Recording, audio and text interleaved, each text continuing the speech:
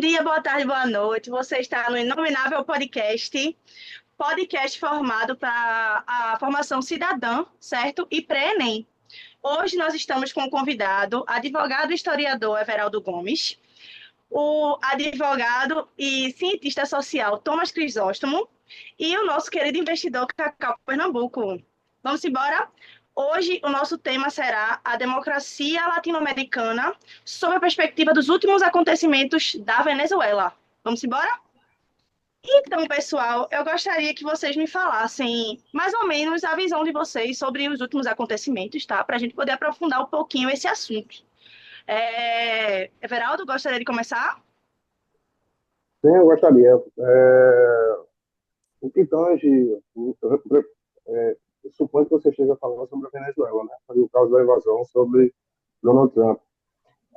Esse é um tema bastante assim, que temos que tomar cuidado ao tomar ciência, assim, passar a informação para os demais, porque é de extrema complexibilidade e também delicadeza, em certos aspectos. Por quê?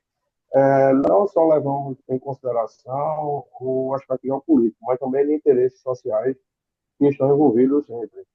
Assim, fazendo uma análise bem superficial, hoje estamos vivendo uma sociedade que é extremamente polarizada. Mas esquecemos que essa polarização ela é feita propositalmente de algumas massas, principalmente aqui no Brasil, levando em consideração a temática e que a Venezuela, de certo modo, é nosso vizinho de fronteiriço, né? E foi tratado também na Comissão Internacional como apoiador da Venezuela. O nosso então, representante político em marcha, que é o presidente Lula, Inácio Lula da Silva. Contudo, não vamos entrar sobre o debate político de quem é a esquerda e quem é a direita, para não evitar conflito. Vamos tratar aqui a temática sobre as violações internacionais mais possíveis, né? E os interesses particulares de outras soberanias. Mas aí eu vou deixar aí a critério dos colegas aí também, introduzir também o que é que eles querem botar a temática para que a gente possa desenvolver a pauta. E fiquem à vontade. Ok. Cacau? Bem, boa noite, Everaldo, boa noite, convidados. Boa noite. Sobre a Venezuela, eu acho que é um negócio que, assim, é muito complexo, né? Se você olhar a questão da América Latina como um todo, Sim, a, a América Latina é um negócio meio zoado, né? Se você vê, né, todos os países da América Latina, eles criaram oligarquias, né, que sim, tomaram conta e se aproximaram do Estado. E nesse efeito, o Chaves ele tem um ponto no movimento revolucionário dele, né, que sim. é justamente as oligarquias que ocuparam o poder estatal, né, e isso aconteceu, eu acredito que boa parte, eu não sou historiador, mas eu acredito que na América Latina quase toda isso foi uma tendência, né, de certa forma. Sim, sim, sim. E, e o que aconteceu? O Chaves, nessa perspectiva de tomada do poder, né, ele queria, de certa forma, socializar os recursos dentro da Venezuela. E aí, essa palavra democracia é uma palavra assim, muito doce na mão da ideologia, né, das ideologias que falam, né? Sempre evocam muito a democracia, democracia, democracia. Mas uma democracia sem república, né, ela não é uma democracia falha, né? Você simplesmente colocar democracia no título de um país não automaticamente transforma ele em democrático, né?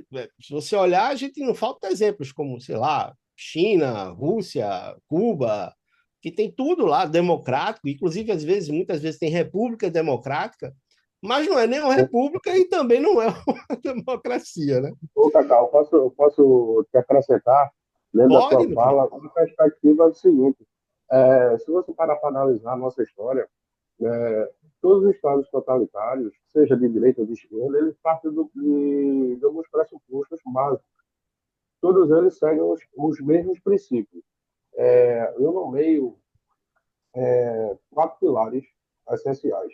Primeiro, a supressão dos direitos, né, o desarmamento da população, depois a supressão novamente dos direitos civis e também a censura. Por último, fica aí a ideologia, que pode divergir para a direita ou para a esquerda, mas todas elas partem desses pressupostos para a criação do Estado totalitário. Então, seja o Estado totalitário de direita ou de esquerda, ele parte do mesmo pressuposto, dizendo que é para a democracia, é para isso, mas é sempre a mesma fala. Mas, no contexto geral, no que tange ao Estado totalitário, é só uma forma de maquiamento. Se você parar para analisar, a Alemanha nazista, por exemplo, vamos lá para 1942, né? Quando Adolf Hitler decretou vamos dizer, oficialmente a Segunda Guerra Mundial, ele assumiu lá em 32. Mas todos eles, o Partido Nazista, ele ascendeu justamente vamos dizer assim, com o mesmo papo de sintonia, que seria trazer a Alemanha para o povo, trazer a democracia. Então, houve o clamor social, entendeu? Para o Estado do totalitário, que depois se sucedeu. Aqui, em 64, foi a mesma coisa. Eu, como historiador, posso dizer que algumas fontes dizem com certa frequência, dizer que foi golpe. E não foi. Porque aqui a gente tratou de um Estado que teve um clamor social, teve uma ruptura da democracia, entende? Teve alguns paradigmas quebrados que a sociedade pegou e foi para a rua para solicitar que houvesse uma intervenção, que se tornou um Estado totalitário posterior. Isso é indiscutível. Mas dizer que é golpe, absolutamente não. Mas o que eu quero dizer, juntando, seja lá a Alemanha nazista, como foi o Brasil, como foi outras ditaduras aqui, por exemplo, a de Hugo Chávez, a, a de Cuba, entendeu? E todas elas partindo do mesmo pressuposto, democracia, a estatização, trazer a liberdade para o povo, bem para todos os bens do Estado para o povo. E nenhuma delas seja novamente enfatizando de direita e de esquerda, nenhuma delas tem esse interesse. Volto a enfatizar, interrompendo, desculpe novamente, só acrescentando que esses estados totalitários só têm uma única missão: engrandecer e enriquecer quem está no poder. Bom, é só isso. Mas pode continuar, desculpa te interromper tua fala. Tranquilo, tranquilo. Thomas? Aí, assim, só querendo completar a parte, assim, Sim, depois perdão. eu passo. Voltando aí tem a questão de Chaves, né? A questão de Chaves que simplesmente a mídia ignora ou não fala, ou não toca no ponto, é que Chaves realmente tentou um golpe de Estado na Venezuela, Sim, né? sim. Em 92, Chaves era uma pessoa desconhecida politicamente, ninguém conhecia o Chaves até aquele momento. E eu não me lembro qual é a data agora, mas no ano de 1992, ele tinha um grupo chamado MRB 200, que era Movimento Revolucionário Bolivariano 200. Eu imagino que tinha 200 integrantes ou 200 líderes, enfim.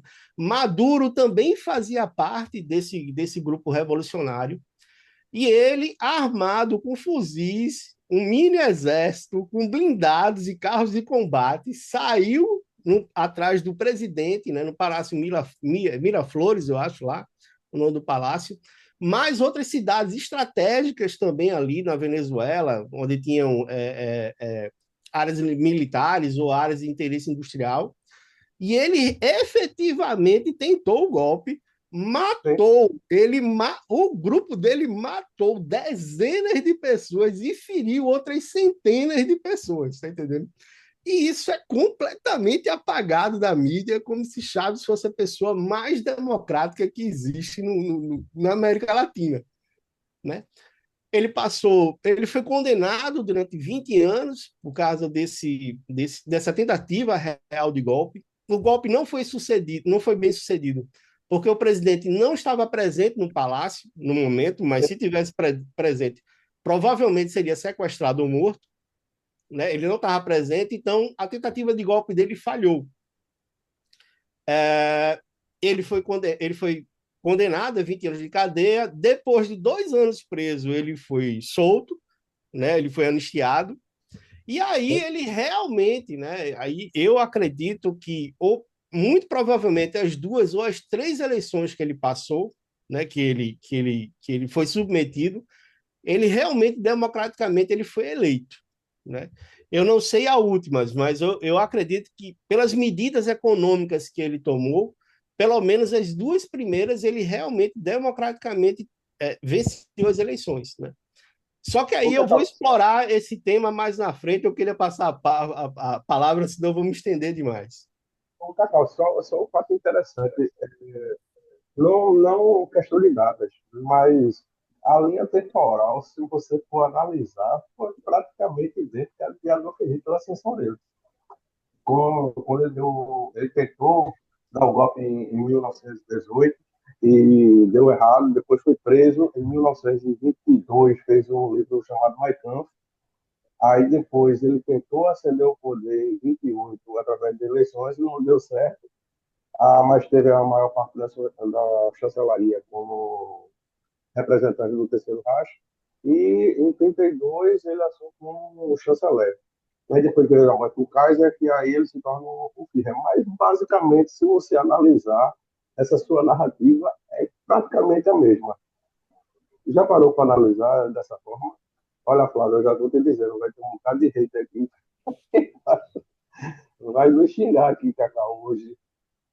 Vai. Tranquilo, não tem bronca não.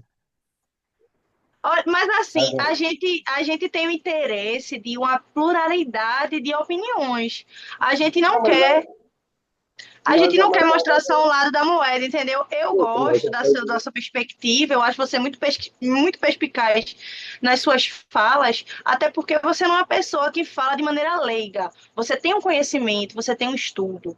Então, assim, eu tento convidar para o podcast, eu estou fazendo esse trabalho de inclusão de outras pessoas no podcast para trazer realmente essas visões. Vai ter visões que são parecidas com a minha, com a de Cacau, com a de Thomas, vai ter visões diferentes, vai ter visões que se complementam. Então, assim, como a gente quer formar o cidadão, a gente quer que o cidadão e que o nosso aluno ele questione, certo?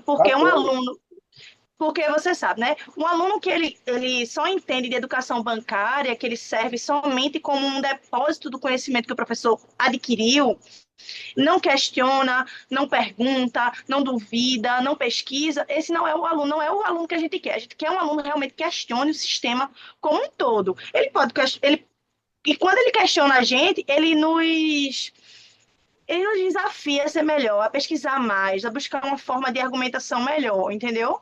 Então, eu Agora, gosto da sua perspectiva, gosto da deixa eu te perspectiva de confessar. Cacau, gosto da de Thomas, e eu Não, também tenho a minha. veja só, mas aqui, o nosso intuito aqui, no seu canal, principalmente, que é um canal voltado à educação, não Sim, polarizar, no caso, é democratizar. Por que eu estou falando sim, dessa forma? Porque antes de eu fazer um juramento como advogado, eu fiz um juramento como professor, e difundir o conhecimento. Então, eu não estou aqui para botar meu lado político em xeque, eu estou aqui para botar as ações históricas que aconteceram de fato, entende? sim. Então, dentro dessa perspectiva, aí quem está aí do outro lado, o aluno, aí ele vai buscar a fonte dele. Se ele concorda ou não, aí é, vamos dizer assim, a problemática é dele. Mas aí eu trago o fato como historiador, Sim, claro. entende? Quando eu pego o exemplo de Cacau, que ele pegou, falou sobre a sessão na Venezuela, que foi parecidíssima com a do Hitler, eu não estou fazendo eu não estou fazendo uma comparação justa, eu estou fazendo uma comparação com narrativa, com fatos e fundamentos. Porque isso foi narrado, isso foi fato, isso tem dados, tem livros, tem pesquisa, inclusive pesquisa minha, com qual eu tenho formação para tal, entende? Então, quando eu falo de que foi parecidíssimo, eu falo com certa propriedade. Agora, alguns vão achar, como eu falei, vão ser execrados por alguns lados, por achar que a gente está tomando partido, mas pelo contrário. Então, eu estou tentando, pelo menos, ser o mais exemplo possível. entende? Quando, principalmente quando se trata de assuntos delicados, tratado do nazismo, seja o nazismo, o socialismo, seja lá como for, entende? Mas, assim, a questão da polarização é importante a gente entender o que significa cada perspectiva, cada lado, para que se tome uma posição, entende? Porque como é que vamos Ô, Everaldo, deixa eu é, te interromper ver? só uma coisinha. É que a tua imagem ela saiu. Eu acho que foi aqui, peraí.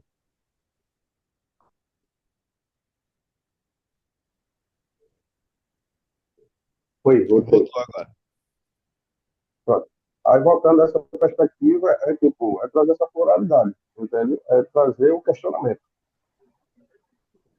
E aí, lógico, isso mais com o conhecimento dos colegas, né? Sim, claro, claro. Estou entendendo. Eu entendi. Mas que vamos ter hater, vamos. Vai nada. Que é isso, rapaz. Sim, Thomas, você quer complementar a fala de Everaldo e de Cacau? Não é porque eles trouxeram tantas coisas que eu estava aqui agora com o Google aberto, buscando uns filmes. Tem um episódio que, quando a Everaldo falou, né, que. Como foi, meu Deus, que não houve um golpe, teve apoio popular, né? E aí logo em seguida falou-se aqui do caminho do tirano. E eu fui me lembrando, por exemplo, de uma cena famosa de Star Wars, né? Na A Vingança dos Sith, que é o Star Wars 3 quando o Imperador Palpatine, Palpatine, não sei falar, mas Palpatine, É, né? Ele chega e fala Palpatine. que em nome da segurança do Império, em nome do fortalecimento da democracia, e aí ele declara o Império e fecha o Congresso, né? e você tá certo. E você percebeu nessa narrativa, para quando ele está fazendo um discurso, que o discurso é semelhantíssimo ao de Adolf Hitler em Nuremberg. Exato. E mais curioso ainda, não sei se você sabe, se Flávia lhe contou, mas eu estou sendo processado por Lula por ter dito que ele é ex-presidiário, né? E assim, Aí, sabe? a Polícia Federal foi atrás de mim. Mas aí o que acontece? É um discurso muito semelhante Aí, que. tu és advogado, né, Tomás? Isso, isso. É um discurso Fazer, então semelhante também ao que. somos sofredores também. Oi? Como foi? Somos sofredores também. Somos sofredores, pois é. E é um discurso semelhante em todas as esferas. Hoje em dia, por exemplo, eu não sei nem se você concordaria nesse aspecto, mas é a minha pesquisa, por exemplo, é na teoria da juristocracia, Sim, que a gente tem um Supremo Tribunal Federal tão atuante, que ele acaba transbordando seus poderes prerrogativas institucionais, e aí qualquer crítica que se faça a ele, voltando para Palpatine, né? Qualquer crítica que se sim, faça é um ataque à própria democracia, né? Você não consegue criticar o lógico. judiciário sem atacar a democracia. E de outra forma, quando vocês estavam falando do caminho do ditador, né, eu também me lembrei que na Netflix tem um seriado curtinho, uma coisa assim, que é Manual de Como Ser um Tirano. Né? E aí ele traz o passo a passo de como todos os tiranos no mundo, desde sempre, chegaram ao poder, inclusive descartando aquelas parcelas mais ideológicas que acompanharam ele, né? Porque tem um certo grupo de militantes que serve para a gente chegar ao poder, mas uma hora que a gente chega ao poder, o poder se estrutura de forma que essa militância não serve mais. Então ela tem que ser É aquele descartada em quarto outras pilar, chaves. é Exato, aquele foi como quarto você pilar estava que trazendo eu falei. isso, que eu me lembrei. O que vai divergir é só a ideologia no final.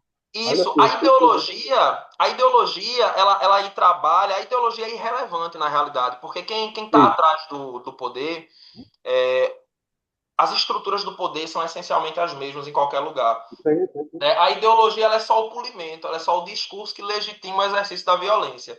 E aí, eu estava lembrando aqui, por exemplo, que nas aulas de ciência política, que eu também faço ciências sociais, nas aulas de ciência política a gente notou, né, que os cientistas políticos de fora, então dos Estados Unidos e da Europa, têm a tendência a estudar a democracia. Sim, E os lógico. cientistas políticos da América Latina têm a tendência a estudar o autoritarismo. É quase como se promovesse uma autobiografia nesse momento de ciência. Então, assim, e como eu acredito, inclusive, que tudo é simbólico, eu vou bem na pegada de Bourdieu, tudo é simbólico, inclusive o exercício do poder, ， , ， , ， , ，, ，, ，, ，, ，, , ，, ，, , ，, , ，, , ，, , ，, , ，, ，, ，, ，, ，, ，, ，, ，, ，, ，, ，, ，, ，, ，, ，, ，, ，, ，, ，, ，, ，, me parece que O caso da Venezuela, né, porque aí a gente faz essa perspectiva mais indutiva, Sim, o sim, caso da Venezuela, ele é muito pedagógico para a gente. Ele é muito pedagógico. sim. Porque a gente teve Chaves, que ele veio com várias reformas que realmente reestruturaram, né? Não eram mini reformas. Ele realmente ele reestruturou o sistema político, institucional e econômico do país dele, conseguiu trazer diversas melhorias para a população no início da sua ascensão ao poder, mas que são situações que elas não conseguiam se sustentar a longo prazo. Inclusive, me parece que ele surfou bastante, aí eu realmente não vou saber, não vou me lembrar, mas ele surfou bastante no benefício histórico da época dele, do barril de petróleo muito caro, né? Então, que conseguia manter Sim, sim. conseguia manter diversas políticas que ele tinha que seriam muito caras e que as políticas de Estado não estariam economicamente tão alinhadas com ela, mas como tinha esse commodity, então dava para manter. E aí o que sempre me assusta, e utilizando a Venezuela mais uma vez como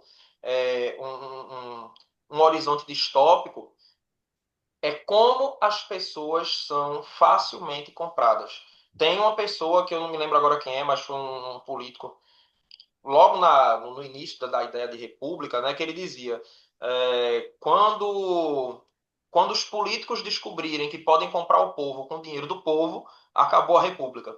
Né? Então é mais ou menos nesse sentido, porque veja, eu compro a população, eu vejo a população em uma situação de extrema miséria e aí eu puxo o lado mais infantil que qualquer pessoa pode ter, que é todos os direitos e nenhum dever.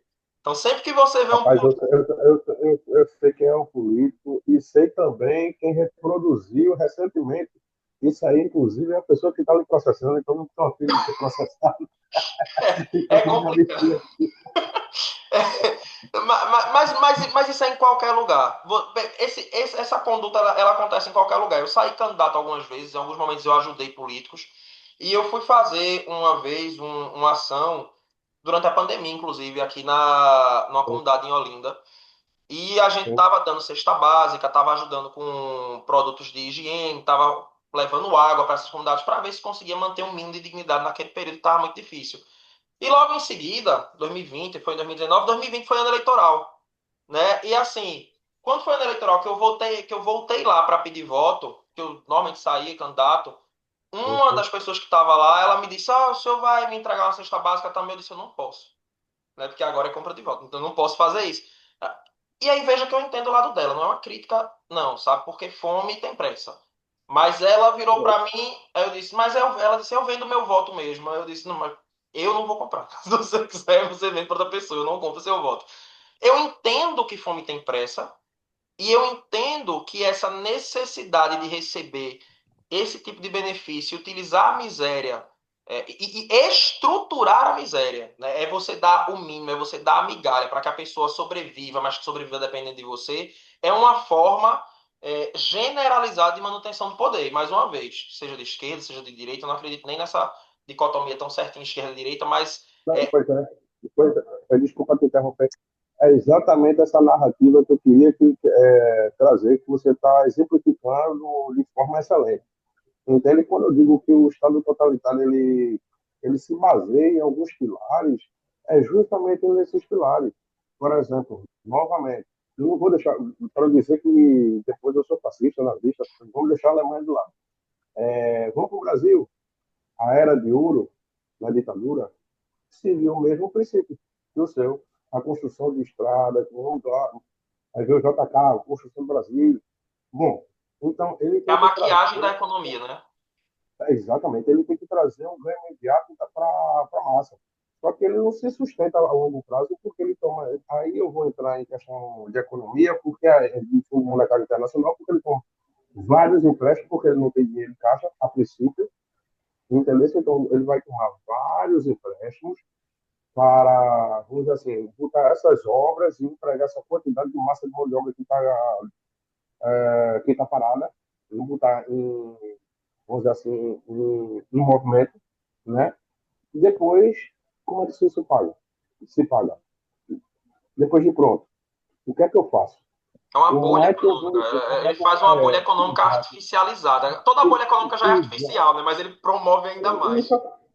e sofremos isso recentemente.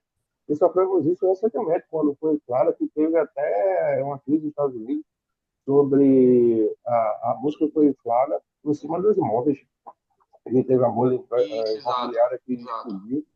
E aí teve aqui até o nosso ex-presidente, que hoje é presidente, na época ele disse, uma marolinha, que vai dar nos atingir. E não foi uma marolinha, não, foi um tsunami tamanho do trem. Porque, assim, na economia, eu particularmente, em ciências políticas, eu trago a economia como cíclica, entende? Tem momentos no qual a economia vai pedir recessão e vai ter momentos que a economia vai pedir expansão. Então, se você não souber administrar isso, você causa um fator inflacionário gigantesco. Então, você infla demais a economia, aí não vai ter saída, a moeda vai perder lastro, entende? Vai ter moeda demais aquela oferta, demanda. Mas isso aí já é um assunto mais profundo e mais para dentro, para quem está estudando com o Enem. Isso aí seria para quem é de administração, contábil, e por aí vai. Mas no nosso caso, especificamente, aí voltando à situação do teu processo, não é incorreto. Eu não sei por que está sendo processado, você está sendo processado por dizer que ele foi uma especialidade e ele foi. Inclusive, juridicamente, veja, eu estou analisando o caso agora na perspectiva legalista. Isso aqui será válido tanto para a direita como para a esquerda. Veja, um cara que teve um processo arquivado por resolução de mérito com status de julgamento por incompetência de território em terceiro grau, cara, isso é uma esdrúxulia jurídica. Ao nosso caso, ao nosso ver, jurídico, você, como advogado, deve concordar que isso aí era direito precluso. Isso era para ser arguído em primeira instância. Como também jamais seria questionado para mim, para você e para quem estiver assistindo a meritocracia a meritocracia, ó, a constitucionalidade da prisão em segunda instância. Jamais seria questionado se não tivesse dinheiro, mas se tiver, é questionado. Então, isso assim, é um direito aplicado para todos, democraticamente? Não. Isso aí eu estou falando porque também há justiça jurídica também no processo que está sendo promovido contra Jair Messias Bolsonaro e a mim. Então, é um que tange a legalidade, que tange o direito, o que faz o ato jurídico perfeito hoje no, no nosso linguajar jurídico, ele está um pouco complicado. Ele não segue umas linhas, vamos dizer assim, lineares, para não ser sendo redundante. Ele não segue. Ele segue curvas, tipo, a seu próprio interesse. Mas, voltando à nossa temática, sim, concordo com você, especificamente no que tange a Venezuela. A Venezuela, ela tem que ser estudada porque, assim, ela é inflada, ela supostamente teve um suposto golpe de Estado que supostamente teve clamor social que não teve, entende? Isso tudo através de commodities no caso do petróleo. E também justifica a invasão dela agora pelos Estados Unidos. Os Estados Unidos não é uma naçãozinha boazinha, não. Você não é liberal, sou não liberal. Mas não quer dizer que eu concordo que uma nação soberana como os Estados Unidos faça o que quer. Houve a justificativa, houve a fraude eleitoral na Venezuela, obviamente. Agora, tinha que ter intervenção, absolutamente. Agora, quais os interesses por trás dessa intervenção que veio pelos Estados Unidos? Isso aí é o que que deve ser questionado. Aqui deveria ser feito sem absolutamente. Eu não estou questionando de forma alguma sobre a crise o que deveria ter sido feito e o que deve ser feito. Agora, como deve se comportar, quais interesses, porque uma nação, eu, como ser humano, e pelo que tanto que eu estudei durante a minha vida, eu percebo o seguinte: o ser humano, entenda como nação também, ele só tem no outro o mal que ele pode fazer ao próximo. Então, quanto mais forte eu sou respeitado. Isso aí segue justamente a sua linha de raciocínio sobre nós, como latino-americanos, temos uma política perspicaz diferente dos que são emergentes. justamente entrando na sua narrativa. Nós temos uma percepção de expansão, de tomar, de dominar, e a gente de tipo, centralizar, tipo, não vamos discutir, vamos centralizar aqui e vamos estatizar. Vamos colocar dessa forma, fazendo a sua narrativa. E eu concordo plenamente com ela. Eu, inclusive, com essa questão da invasão da Venezuela, né? Ela é extremamente delicada, porque ela, assim, ela pode ser vista como muito boa e muito ruim ao mesmo tempo, né? Primeiro porque Exatamente. não existe qualquer compromisso dos Estados Unidos com a instalação de democracias onde quer que seja, né? Se for uma democracia ou se for um regime autoritário de qualquer espécie, desde que obedeça, para ele tá tudo bem, né? Um problema grande que eu tenho é quando as pessoas querem falar de defesa da soberania, né? Como se a soberania do país, primeiro por um lado, né? A soberania do país não pode ser identificada como a soberania da burocracia do país. A soberania do país é a soberania popular daquele país. Né? Uma vez que a população é mantida em cárcere, é mantida em refém, não tem mais soberania nacional. Sim, Porque os nacionais foram submetidos por um ditador, né? Estão sequestrados. sim, Mas ainda que a gente entendesse que a soberania nacional é a soberania das instituições burocráticas, a gente não pode jamais colocar que a soberania nacional é um fim em si mesmo. A soberania sim, nacional é um, digamos, se a gente fosse para uma coisa mais de processo, é o devido processo legal, por exemplo, né, que a gente até tem no processo civil. É que eu não sou civilista, eu não me lembro, mas tem uma teoria nova no processo civil que ela diz que o juiz ele pode adequar regras processuais para que aquele procedimento é, atinja a finalidade específica com mais eficácia. Então, assim, a sim, soberania nacional é um meio, ela não é o fim. O fim é a dignidade da população daquele território. Então, e aí as pessoas têm essa dificuldade de dizer, olha, é, a invasão ela foi, de certa forma, legítima, tão legítima, que ela teve comemoração por parte de venezuelanos, não só no país, mas ao redor do mundo. Qual é o problema? É quando ele não dá para a presidência ou para a pessoa que em tese tinha ganhado, né? Ou diz, em tantas semanas, a gente vai ter um processo eleitoral. Ao contrário, ele devolve o governo para o mesmo grupo oligárquico que estava no poder sim. quando o Maduro estava lá. Então, assim, desde que esse grupo oligárquico se submeta a mim, tanto que eles disseram, e aí veja que grave, né? Ninguém fala disso. Essa questão de como é curioso é que não existe esse compromisso. Então, eu devolvo para essas pessoas e a presidente ela diz que está libertando os presos políticos e fechando os centros de tortura. E as pessoas acham isso normal. Né? A mais alta autoridade do país dizer que tinha, sim, centros de tortura. A gente sabe que tem, todo lugar tem, inclusive. No Brasil tem, nos Estados Unidos, todo lugar tem. Mas o negócio é tão absurdo que num pronunciamento oficial ela diz, eu vou fechar. Sabe? Não se dá o trabalho de esconder as violações severas e sistemáticas aos direitos individuais que estavam acontecendo ali. Né? Então, esse é o meu grande receio com a Venezuela. E quando eu vejo as pessoas se comportando de forma semelhante àquilo que levou a Venezuela a ser o que é hoje, sabe? Isso me preocupa demais. Entendi. É muito, muito rico nesse assunto, né, minha gente? Eu tô vendo, tá todo mundo participando, tô adorando. Então, né, a gente vê que a situação da Venezuela, ela leva em consideração que a oposição, por muitos anos, ela foi completamente perseguida, né? Então, é difícil a gente estabelecer uma democracia onde o próprio povo não, eita, onde o próprio povo não tem o direito de votar naquele representante que deseja, né? E a gente vê também. Eita, calma, calma, vai dar certo. Confia no potencial. E a gente vê. Tá Socorro! defendendo.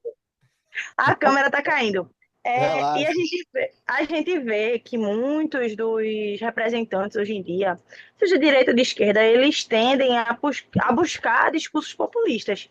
Seja um discurso populista de reparação histórica, ou até de indignação, né, que a gente viu a política brasileira, né, assim como a democracia latino-americana, nós somos também, né, uma democracia latino-americana, e a gente viu a polarização do nosso sistema eleitoral, né, onde a população, ela era assim, né, não existia mais em cima do muro, ou você está comigo ou você está contra mim.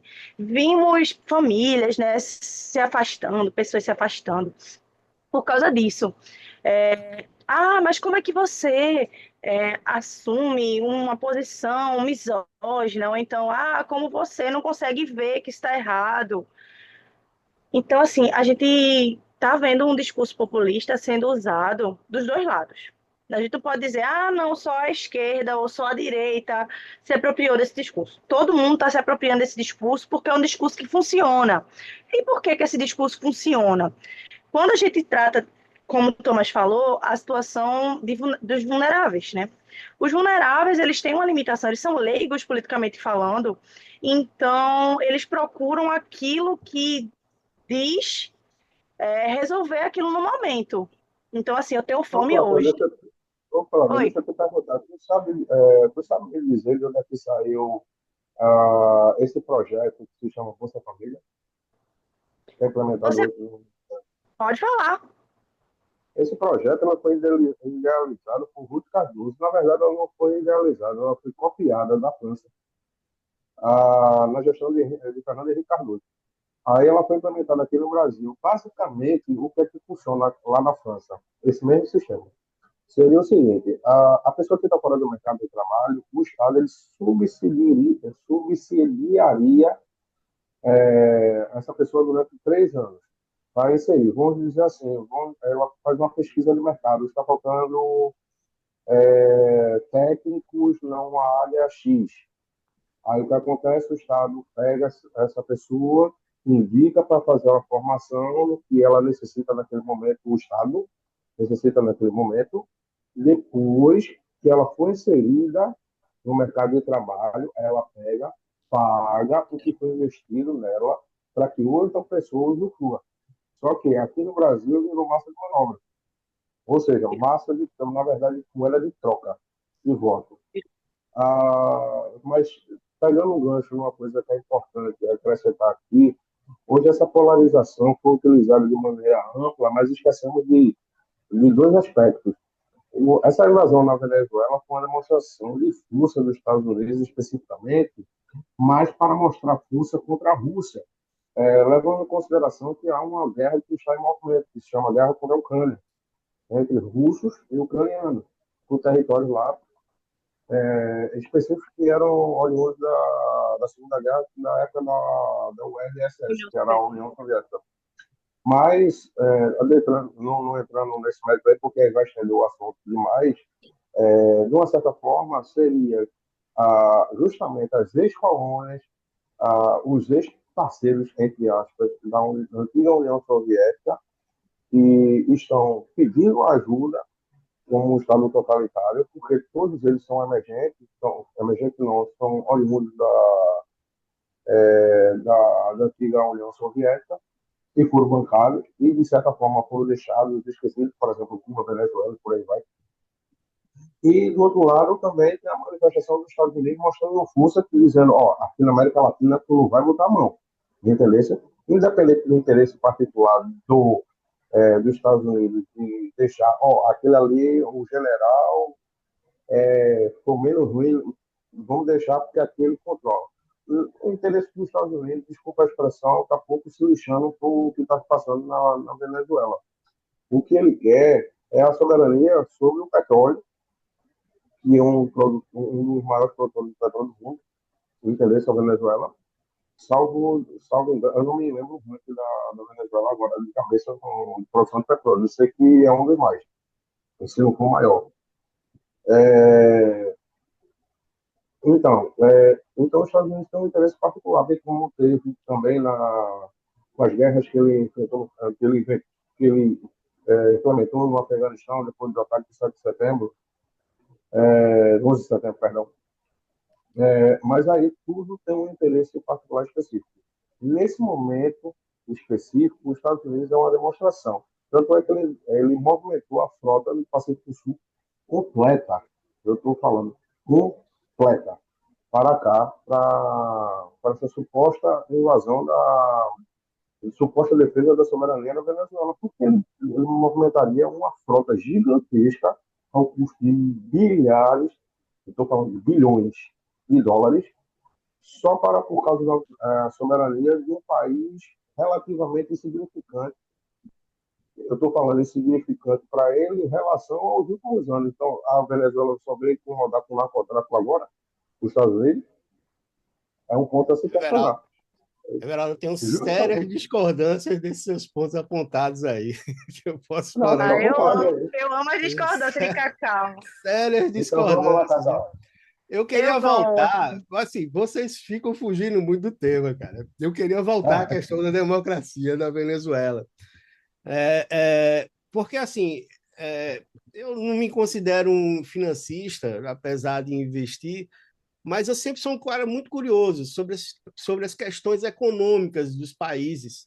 E eu gosto Uhum. muito de olhar a ótica da história, Veraldo, Sim, pela perspectiva econômica, ou pelos acontecimentos econômicos que aconteceram sim. dentro do país, né? E dentro da Venezuela, o que aconteceu, o que fez a erosão completa da democracia, foram movimentos muito parecidos que aconteceram também aqui no Brasil, quando Lula também ascendeu o poder, né, de certa forma. Não, você. É, assim, só continuando, o que aconteceu? Quando Chaves foi eleito, e ele foi eleito democraticamente, né? Assim, isso é uma coisa que a gente tem que apontar.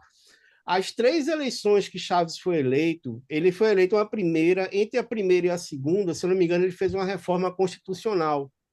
E Isso, nessa reforma constitucional, ele teve a oportunidade de ser eleito legalmente mais duas vezes, né?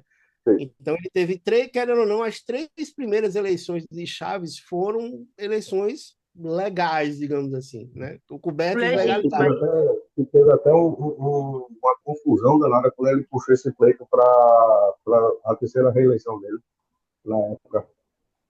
Isso, teve muita confusão, mas, de certa forma, teve fiscalização Sim, sim, internacional sim. dentro Sim, sim. dessa legítima, que legitimou, querendo ou Sim. não, a eleição de Chaves, né?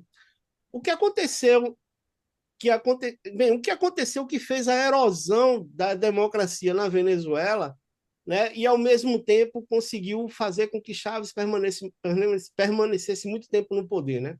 Um ponto foi o que Thomas falou, que foi a questão da ascensão do preço do petróleo. Quando Chaves tomou o poder, né, da Venezuela, curiosamente, o preço do barril do petróleo estava na faixa de $20, 25, entre 25 e 30 Isso, dólares. E ele isso. chegou a bater $100 no final do segundo mandato dele, mas eu acho que é mais ou menos isso, né? Ao mesmo tempo, ele se apropriou de todas, ele 108 dólares, confiscou, né? Ele salvo engano. confiscou todas as empresas de petróleo e colocou a PD, provavelmente ele pegou o pessoal da PDVSA, né, que já existia, a PDVSA é de 1976 ou 74, Isso. né? Então a PDVSA ela já existia, né? E ele provavelmente distribuiu esse pessoal entre as outras empresas de petróleo. Mesmo assim, ainda faltou gente. Teve um podcast que, inclusive, aquele Serjão do Foguetes, né? Ele Sim, trabalhava na sim, sim. Petrobras e ele Um velho, por comentou, né, sinal. que ele trabalhou clandestino na Venezuela, né, para um dono de um Aras, que era o dono apontado por Chaves para poder organizar uma petroleira lá que devia estar confiscada, né? E aí, o que eu estou dizendo, você começa a criar problemas econômicos sobre problemas econômicos, porque no momento que você se apropria de empresas internacionais de petróleo, você está dando um recado claro ao mercado internacional, dizendo, olha, não coloca teu dinheiro aqui. Porque se Sim, você coloca o seu dinheiro aqui, pode vir. Eu posso vir aqui tomar esse empreendimento de você. Né? Então, isso já compromete muito a prosperidade econômica daquela população. Né? Mais ou menos sempre foi na faixa de um terço, a metade do PIB da Venezuela sempre foi por causa do petróleo.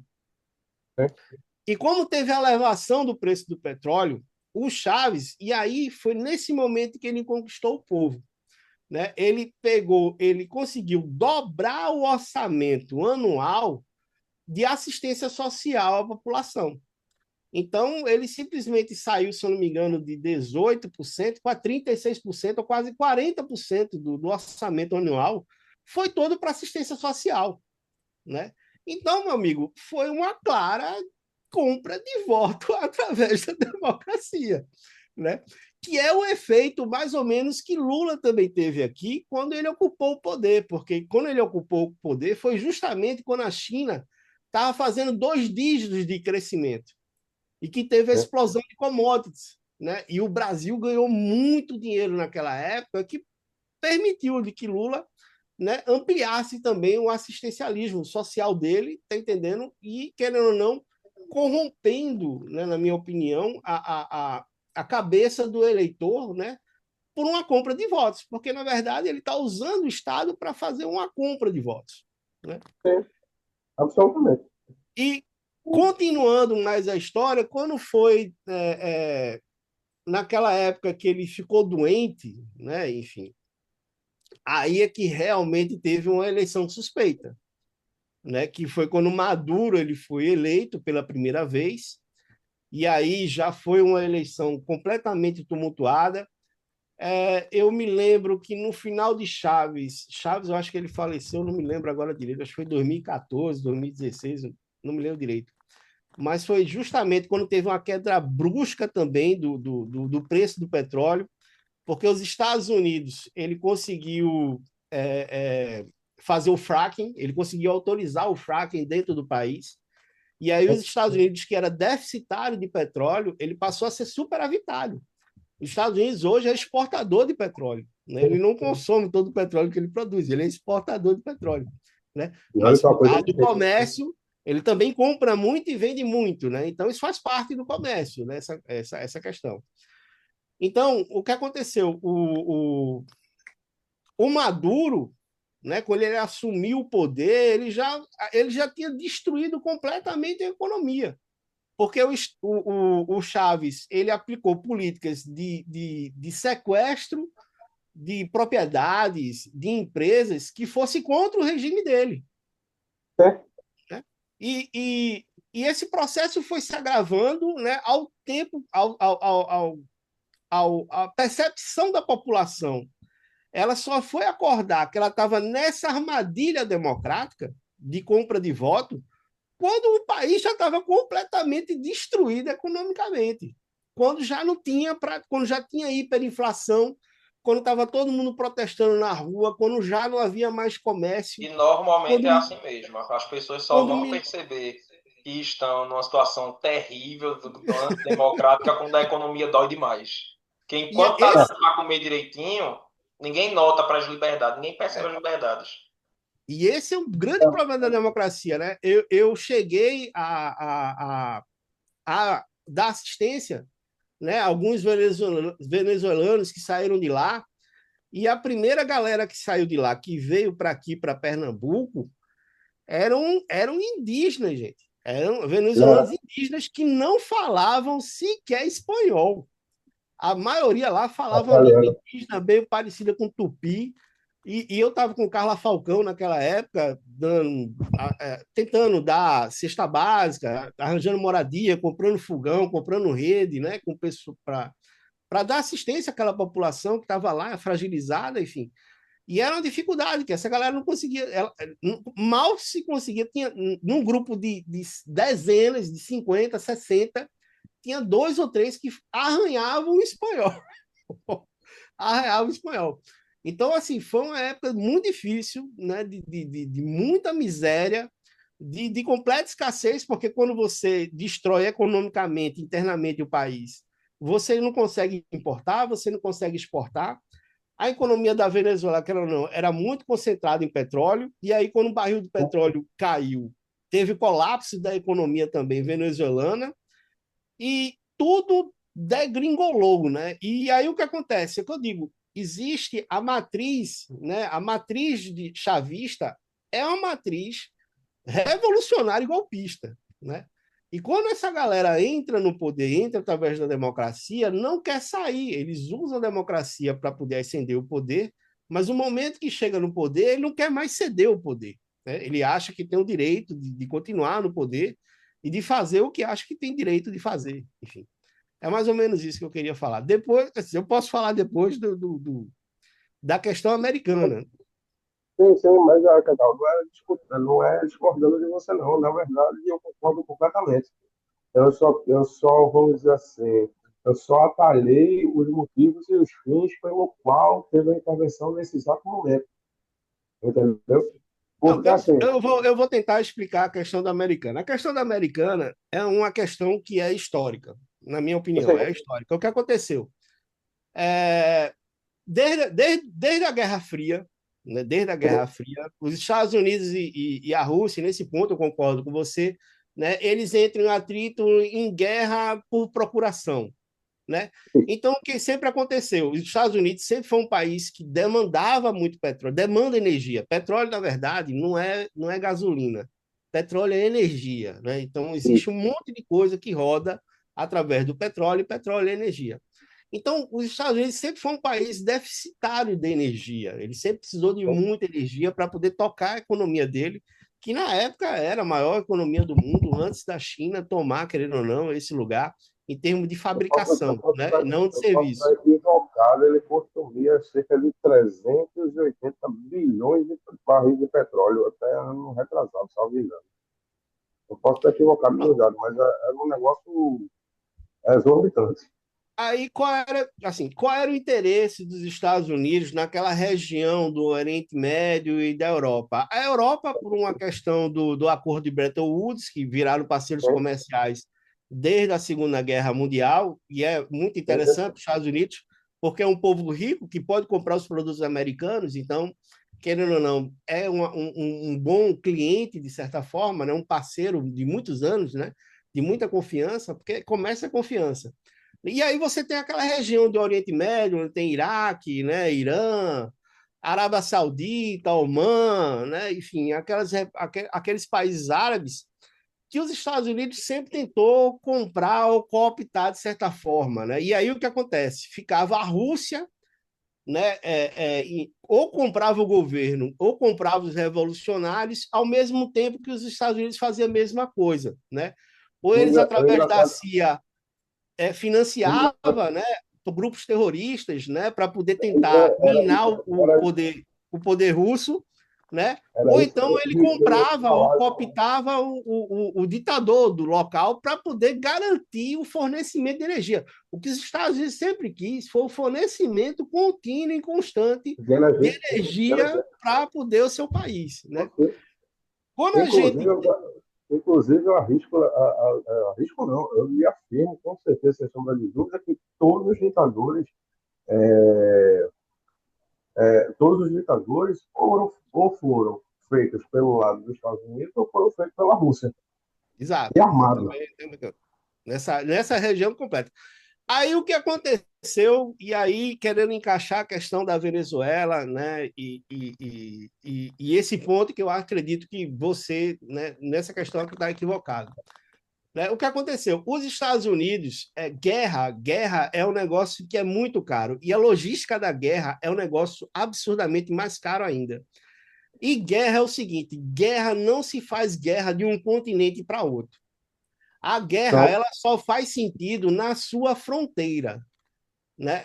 Não existe países em guerra querendo toda guerra que um país vai querer dominar um país que está longe da sua fronteira, essa guerra em geral sempre dá besteira, sempre dá merda, né? Por exemplo, se a gente usar o Vietnã, os Estados Unidos tentou lá, né, ocupar aquela área, a China ficou financiando o Vietnã pelas costas.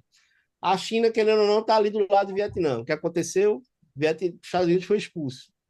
Se a gente pegar a Coreia, os exemplos das Coreias, né? Enfim, a Coreia do Norte ficou lá, sendo o tempo todo abastecida pela China, enquanto os Estados Unidos ficou tentando abastecer a Coreia do Sul. Deu empate, querendo ou não, o país foi dividido, mas não houve dominância, né? E isso se repete. Se você colocar os países ali os Estados Unidos, existem bases dos Estados Unidos praticamente por todo o continente, né?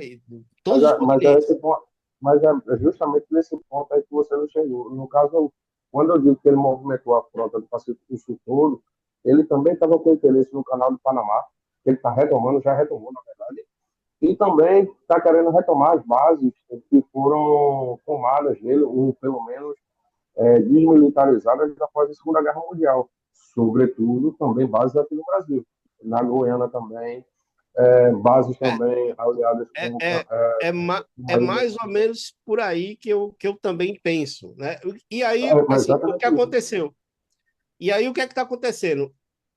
No momento que os Estados Unidos hoje, né, ele é, digamos que ele é superavitário em petróleo, né, ele tem mais Né? petróleo, e você tem a Venezuela aqui do lado como um grande fornecedor futuro de petróleo para poder garantir por mais décadas e décadas de fornecimento de petróleo, né, para os Estados Unidos, começou a ser logisticamente desinteressante para os Estados Unidos concentrar os seus esforços para poder tentar consertar a Europa, né, na visão dos Estados Ah, Unidos, né, claro, consertar ou influenciar a Europa ou o Oriente Médio, né? Ele não vai abandonar, eu não acredito que ele jamais ele vai abandonar, né? a Israel, Europa enfim, essa coisa. deve, Mas, inclusive a Europa foi reerguida após a Segunda Guerra Mundial pelos Estados Unidos. exato. Aí o que acontece? Foi completa um Logisticamente, continente inteiro em dívida com os Estados Unidos. É, vale ressaltar isso aí. Agora mais que vai ou ser. menos, porque o que aconteceu? No acordo de Bretton Woods, né, querendo ou não, naquela época o dólar valia ouro e valia prata.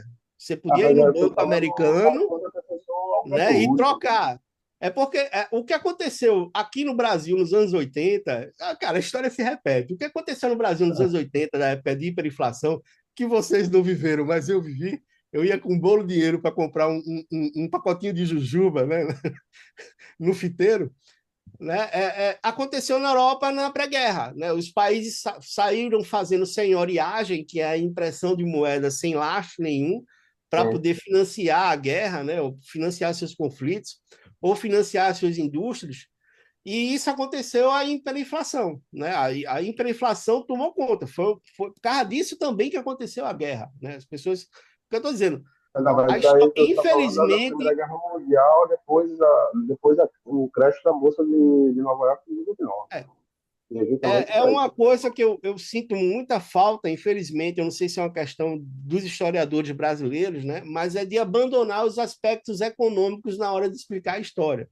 Simplesmente eles ignoram os aspectos Então, econômicos, Cacau, deixa eu na te minha dizer, opinião. a problemática, eu já levantando essa problemática aí como historiador, é uma problemática sistêmica nossa como professor. Por exemplo, quando eu ministro aula dentro do ensino médio, no ensino básico, fundamental, vamos colocar dessa forma, é uma dificuldade porque temos que seguir um cronograma já pré-feito. Por que eu digo isso?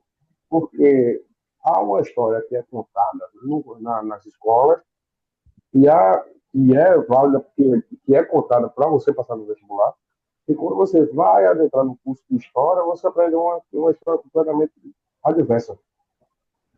Entende? Por Ou exemplo, pelo menos multifacetada, né? Não é somente aquela história que está no MEC, né? vamos, São várias é, interpretações históricas. vamos, pois é, levando um exemplo prático, muito fácil de entender, é sobre o descobrimento do Brasil.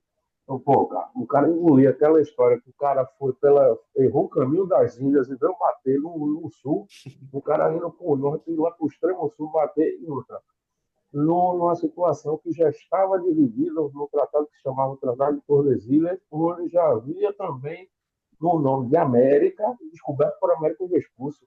Então, como é que ele vem descobrir o que já está descoberto? Ele veio tomar posse.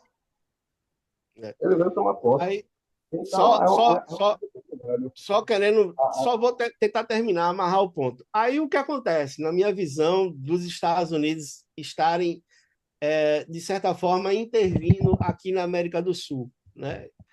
É o seguinte, querendo ou não, a Venezuela, eu acho que foi o país da América do Sul mais próximo de ter bases chinesas e russas, dentro do continente americano, né, de certa forma. A gente teve o exemplo de Cuba, né, no passado, mas que os Estados Unidos conseguiu deter, né, a base russa em Cuba, né, Inclusive, quase rendeu um holocausto. isso. E aqui na Venezuela, né, querendo ou não, Maduro estava ensaiando. Ele comprou, acho que quase 30 mil, Sukhoi, né? Sukhoi 30, eu acredito, ou 29, não me lembro. Ele comprou o armamento, os tanques de guerra, os carros de combate, que ele atropelou os manifestantes em 2017, né? Eram chineses os carros de combate da Venezuela.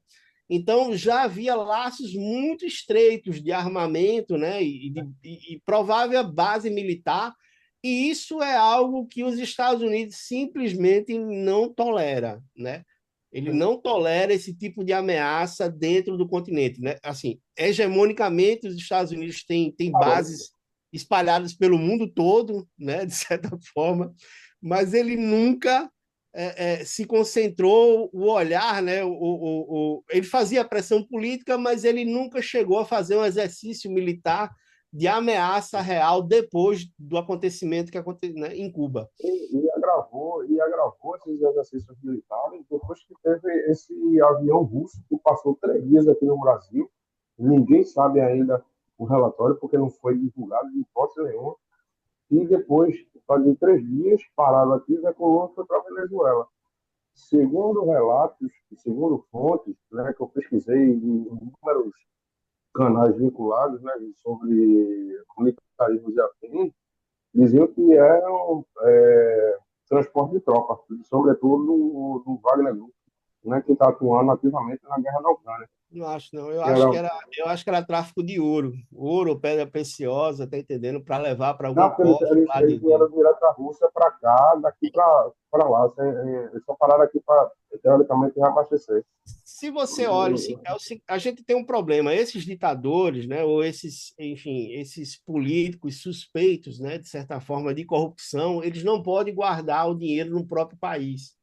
Porque se ele guarda o dinheiro no próprio país, esse dinheiro pode ser cooptado, né?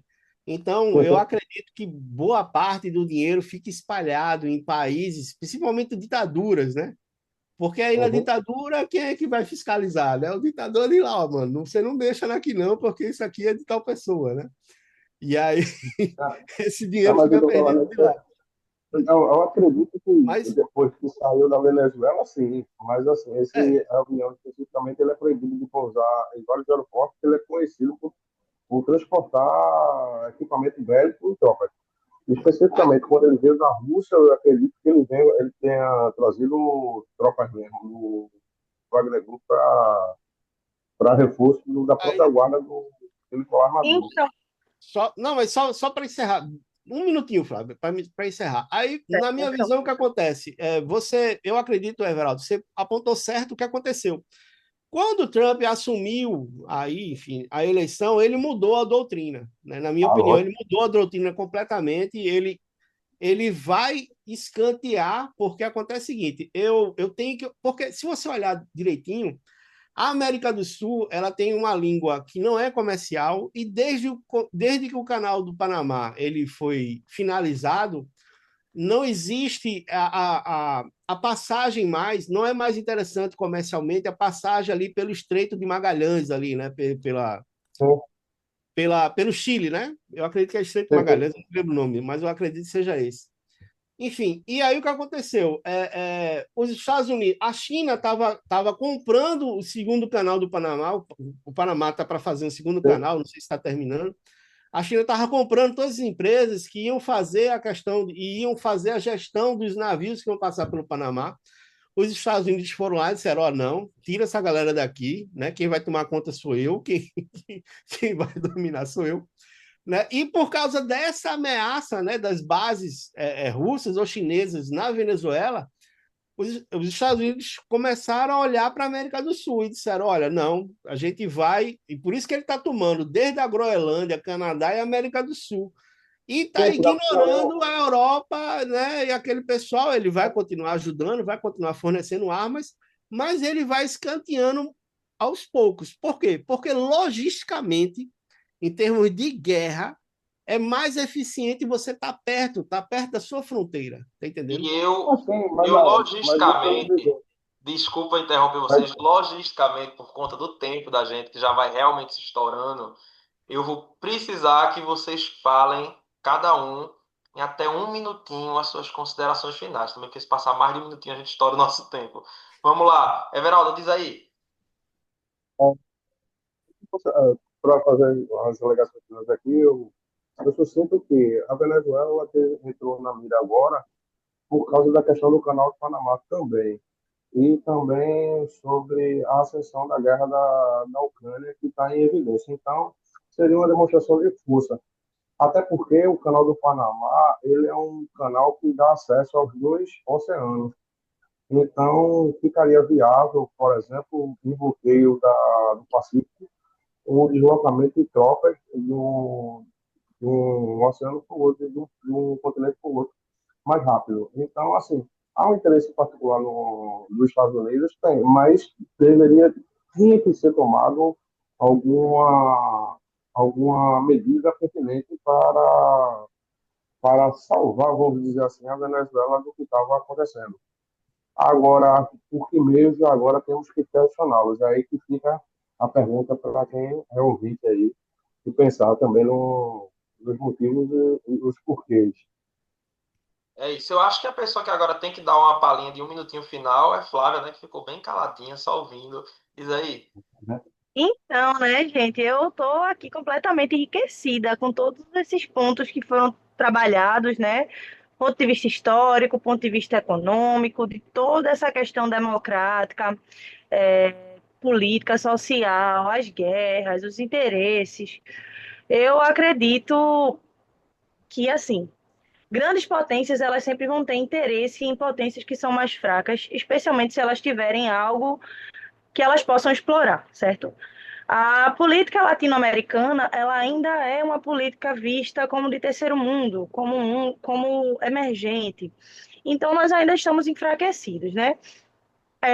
Há muitos anos atrás, muitos anos, um caba chamado Enéas, que, assim, conheço gente que é fãzaça dele, disse que no Isso, Brasil faltava uma bomba. isso. Faltava uma bomba para a gente ser uma política realmente forte. E, assim, o que a gente viu na Venezuela foi até que ponto a insatisfação popular ela pode dar a liberdade para um outro país, especialmente um país de grande potência, intervir, né?